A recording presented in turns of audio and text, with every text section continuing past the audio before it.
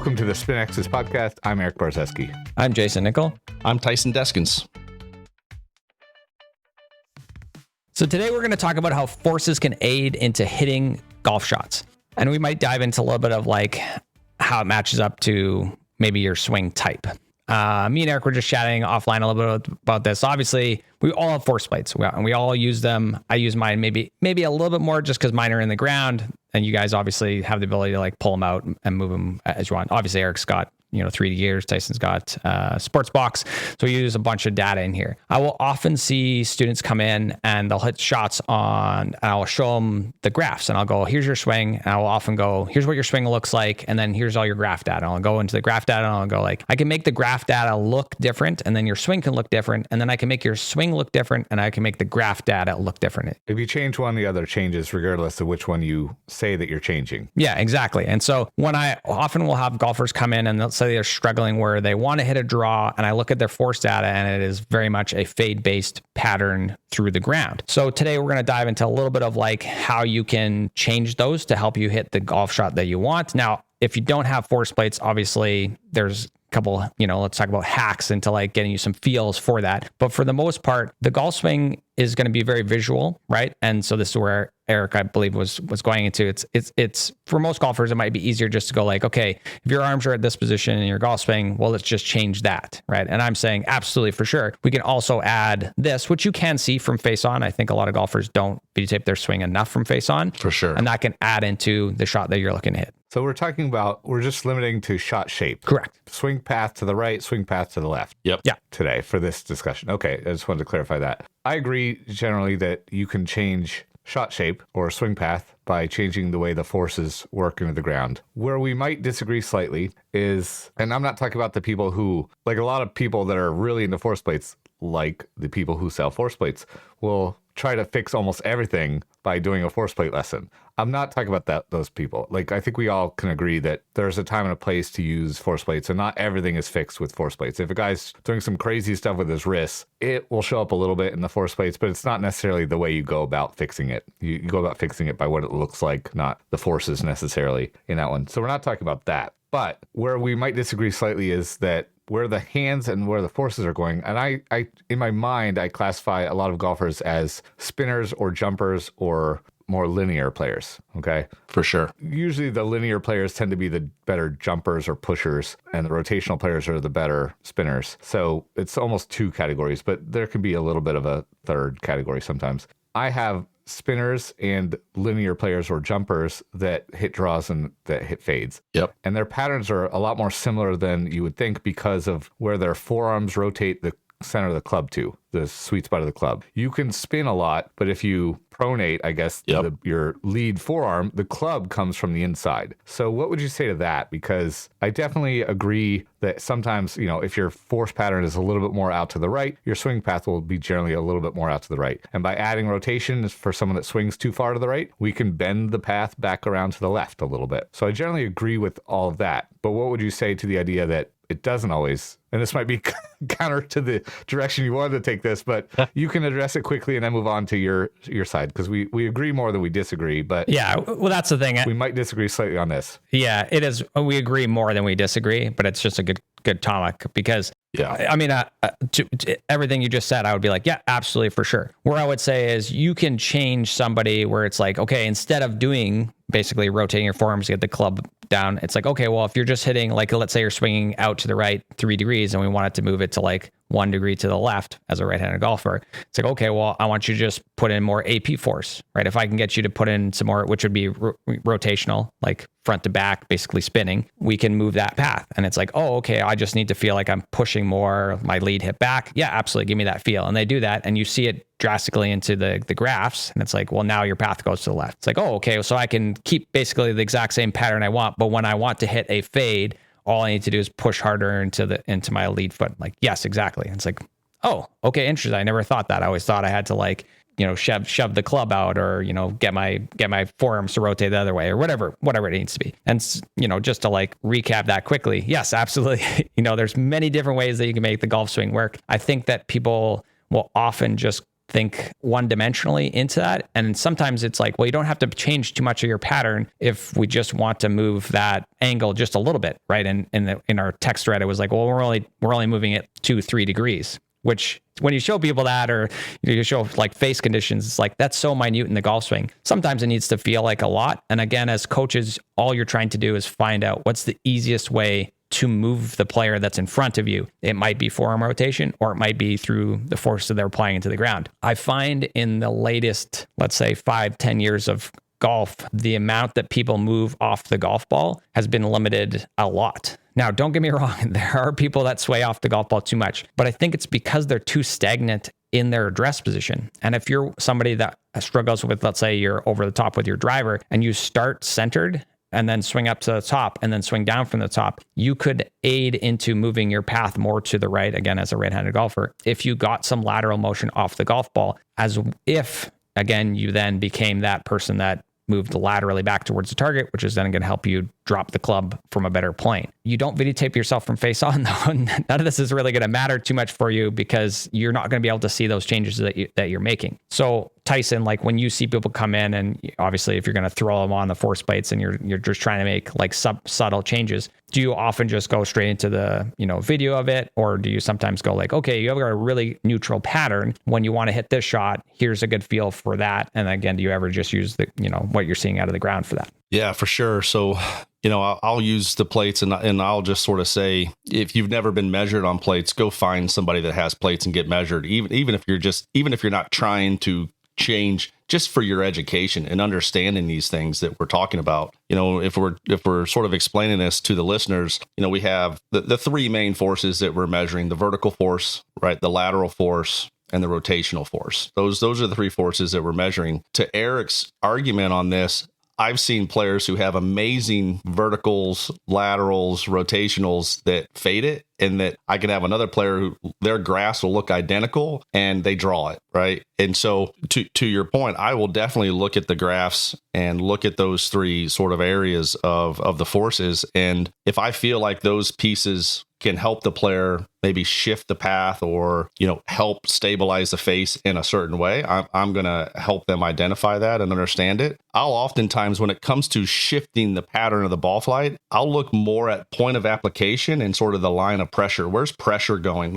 Because I think pressure and force are two different things. And again, I think people need to understand that. And oftentimes, you'll see those spinners who maybe don't produce great force, but the point of application is going, from their trail heel to their trail toe, from, spinning around their feet, their back foot and their trail foot, which is kicking that club out. And if you can get that line of pressure moving more from the midline of their trail foot towards the ball of their lead foot longer, it's going to help them not throw the club out. That might not translate to like better lateral force for that player, but it is helping them control the club, not being so over the top. And that's the amazing thing with force plates is I think we're still learning, honestly. Even I don't know about you guys, but I'm even seeing some players who maybe don't really get their pressure left, but they control low point. For the longest time, we're like, we got to get to the lead side to control low point. When you start measuring a lot of players, you can find really, really good players who maybe don't get there, but don't ever struggle with low point. I think there's a lot for us to continue to learn from these things. And I think the more we can measure, the better. And for the everyday player, like I said, I just encourage you to go somewhere and just go through a session and get this stuff looked at and see where you're at. Let me ask you this. I'll ask you both. We have definitely several aspects that we can look at on a force plate. And let's say we have a golfer that's struggling. Their path is too far in one direction and we want to bend it. The player that was 3 degrees into out, I might just be like, that's awesome. Keep doing that. That's Yes. 3 degrees. That's great. But we've all had players that are 8 degrees into out or 8 degrees left. And obviously we want to bend that in the better direction. They may not cross over and play a fade instead of the big hook they've been playing, but they can hit a tighter fade or a tighter draw than they were doing. We have, of the two main things, I would say, we have kind of the direction and like the line of pressure and the point of application. And those are kind of directionally based things. Yeah. How much you rotate affects where the point of application is at that any particular instant. So we have the directionality of stuff, and we have the timing of things.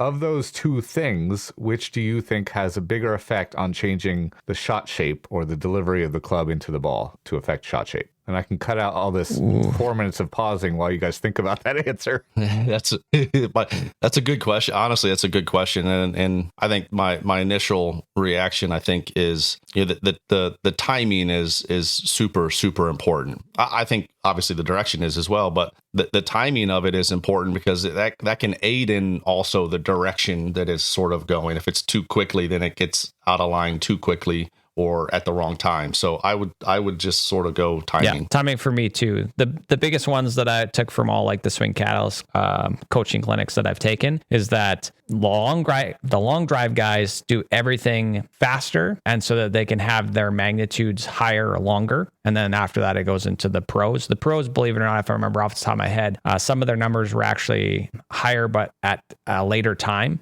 Right. So then therefore they can't ramp it up. Their peaks were higher, but they didn't sustain it as long. Yeah, exactly. And so when someone comes, so for instance, that late swear, right? They might have the same percentage, but it's so late that they can't get it out to the club, which is all that matters in the end. Can you move the club how you want to? Yeah. So if we're talking about lateral force, just for people listening, if we're talking about lateral force, Smart to Move puts I think the threshold at like 20, but I'm happy, or 14, but I'm happy if yeah. I'd rather see someone push at 10 for a long time than to get to 20 or 25 or something like that. And oftentimes the people that hit 20 or 25 or 30, I've seen 30 on lateral force, are the people that kept going right for a righty way too long, and then they have to shove themselves really far and really hard in the downswing, but it's for a very short span of time. So they're what's called the impulse, basically the total area under the curve, if you want to think of it that way, is much smaller than the person who pushes more gently for a much longer period of time. Correct. So that's what you're talking about there. Go ahead. Yeah. So then, for instance, talking about, I have a junior guy just sent in the videos just the other day, right? Just hooking the shit out of the golf. Can I say that? No, I can't. So I had a junior golfer send in some videos, and he's hooking the golf ball like crazy. Beautiful backswing, great setup, top position looks awesome. But you can see as soon as he starts working down from the top, just massive amounts of vertical. And he's just standing straight up out of that shot, stalls all his rotation. I'm like, okay, well, let's just work on that. If we can get you that feeling of getting your body to turn more, here's a couple feels that I want from you. So for instance, I always joke about them, but I call them the poor man's force plates, right? Cereal boxes. They're a great example of you to be able to visually see where you're putting your forces into the ground and how much, right? If you put your foot on a cereal box and you make, let's say a push with your lead foot sort of out almost in front of you, and as you're making your downswing, if your foot doesn't really slide that much, you are not putting enough force into the ground out that way, which again would be anterior push. So again, you can aid into that. That will then drive your lead hip back, which will then open up your pelvis, which then would open up your rib cage. For this golfer would be a really good thing, rather than just going like, oh, okay, can you do whatever, right? Can you open up your chest? Because right now they probably feel like they're trying to open up their chest. And in the end, all you're just trying to do is find a feel that a golfer can then use in order to feel comfortable to hit a golf shot. So Tyson, when you have someone come in and you got them on the force plates and you see that they're struggling with, let's just say two ins out club path, right? What are a couple like go-to little drills that you have with like maybe some bands or some step work, or what do you have that helps them aid into? Yeah, I think, once again, I'll measure that player and I'll look at where they're pushing from the ground. Where's the point of application? Where's the pressure? What do the forces look like? Obviously, I'm looking at that. The reality of it is I'm also really looking at their center of pressure, their combined center of pressure. So where's the center of pressure between both feet relative to the center mass of their body, and how's that moving? And, oftentimes, again, we focus so much on the downswing, whether it's video, whether it's sports box or gears. It's easy for us as players to really focus on all the downswing things, but the backswing is setting all of that up. Those pieces are out of line, and typically they're going to be out of line. And I just see people who don't move their pressure back fast enough. They don't get their pressure behind their mass early in the backswing to create some negative torque in their backswing, because they're just so concerned about creating all the positive torque in the downswing. And so, a number of things that I'll do if I see that player working, too much in doubt, I'm going to measure them. I'm going to look at their swing on video, and I'm going to try to find the root cause of why are they too in to out in the downswing. And typically it's not, in my sort of world, it's not because of the ground. The center of mass of the club, and again, maybe the center mass of their pressure, or the center pressure relative to their center mass is out of whack. I'll get those organized. I'll remove the plates. I'll organize their swing, the club, their body. And then once I see that I think they're making a better move, I'll bring the plates back out and I'll measure them again. And then I'll show them the difference. And honestly, typically the difference is not going to necessarily be in the forces. In what I see, maybe I'll see the timing get a little bit earlier from the AP. I definitely see that quite a bit. Maybe the AP lasts a little bit longer, so it's not as sharp as a peak, right? And so that's helping them rotate. But it wasn't because they were trying to do anything specific from the ground. It's because they were trying to organize sort of the backswing pieces a little bit quicker. And you start to see the path neutralize a little bit sooner. And I really like to do it that way for most players, unless a player is there specifically trying to learn about ground reaction forces, which I definitely have. Guys will just schedule a lesson only to look and learn about ground reaction forces. And in that case, it's going to be a little bit different. We go a little bit deeper into each force and the timing and all the pieces. But if I'm working with one of my everyday players, I'm actually trying to do it without the plates and then remeasure them and see if I actually achieve something, if that makes sense. Yeah, I do that a lot. To add to what you said, I often, especially for someone that comes in for a longer gear session, a 2-hour or 3-hour session, I'll put them on the force plates, just record a couple swings. It'll often confirm what I think I saw from the 3D. And then at the end, I will put them back on the force plates and go, oh, wow, look at this. Your vertical went from 140 to 192. Or your AP went from happening here at this point in the swing to happening now much earlier. It's tenths of a second or hundredths of a second, but it's much earlier in the swing. Yeah. One of the things, Tyson, about what you were talking about, sometimes I'm seeing a lot more lately where people's right leg isn't doing a whole lot in the downswing. Like they overextended a little bit during the backswing. Yeah. And then the right leg and thigh and knee aren't allowed to rotate in, and it doesn't push much. Your right, for a righty, foot should push backward away from the golf ball during the downswing to let your right hip travel forward toward the golf ball and toward the target. And if you keep your right hip kind of back and not doing a whole lot, there's only so much opening your left hip can do, because That's right. To get open, we need to move both hips. We need your right hip to swing in toward the golf ball and toward the target, and your left hip to move back away from the golf ball and slightly back away from the target as well. And pushing on both sides of that, think of it as like a stick, the line between your two hip joints. If we push on both sides of the stick, we can get more open. And I'm seeing a lot of people that are pushing really hard with their left leg, both jumping the vertical and the AP force type direction. Absolutely. But not doing anything with their right leg. And you're using your left leg, definitely for a righty, does a lot more than your right leg in the downswing.